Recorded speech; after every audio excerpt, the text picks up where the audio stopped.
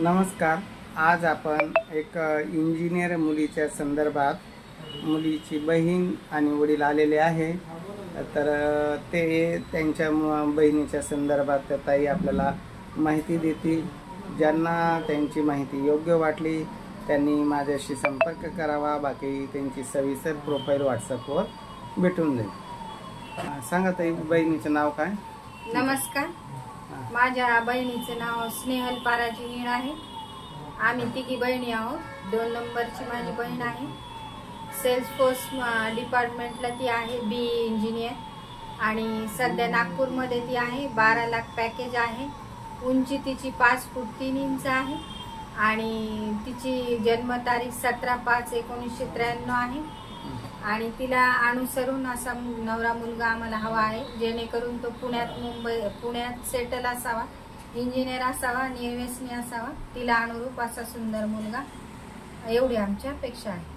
आणि ज्यांना तिची जी प्रोफाईल आवडली तर त्यांनी सोनवणे सरांना कॉन्टॅक्ट करावा. थँक्स. नीळ साहेब, तुमची काय अपेक्षा आहे? आता तुम्हाला 3 मुली, मुलगा नाही, जावई कसं पाहिजे? घर जावई पाहिजे का त्याचे ते स्वतंत्र ते राहणार आहे? तसं काही नाही ना? नाही, तसं काही नाही. त्यांनी स्वतंत्र राहावं. आम्हाला घर जावायची अपेक्षा नाही. हां हां. जमीन किती आहे तुम्हाला? जमीन एकूण मला 12 एकर आहे. 12 एकर जमीन आहे.